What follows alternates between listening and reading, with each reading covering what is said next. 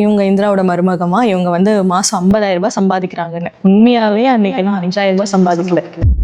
Sometimes நம்மளோட worth என்ன அப்படின்றது நம்ம மற்றவங்க மூலமா நம்ம தெரிஞ்சுப்போம். அந்த மாதிரி எங்க குடும்பத்துல ஒரு மூத்த ஒரு அம்மா வந்து அவங்களுடைய கிரகப்பிரவேசத்துக்கு போகும்போது ஒருத்தவங்க கிட்ட என்ன ரொம்ப பெருமையா இன்ட்ரடியூஸ் பண்ணி வைக்கிறாங்க.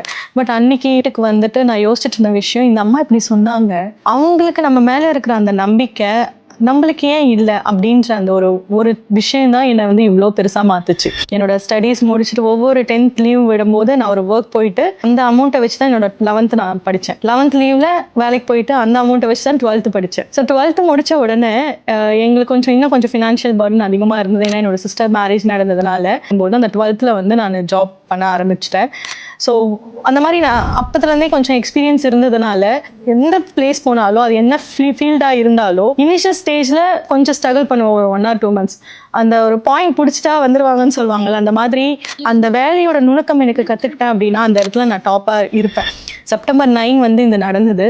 September 15 நான் என்னோட பிஸ்னஸை ஸ்டார்ட் பண்ணுறேன். அடுத்த சில வருஷங்களில் அது முதல் மாதம் 2வது மாதம் சொல்லிட்டு ஒரு நல்ல வருமானம் வரும்போது நெக்ஸ்ட் என்னோட வாழ்க்கையை அது டோட்டலாக மாற்றி போட்டுச்சு. ஒரு நல்ல ஸ்டேட்டஸில் இருக்கிறோம் அப்படின்னும் போது அந்த ஒரு வார்த்தை வந்து ஒரு பெரிய விஷயமா இருந்தது.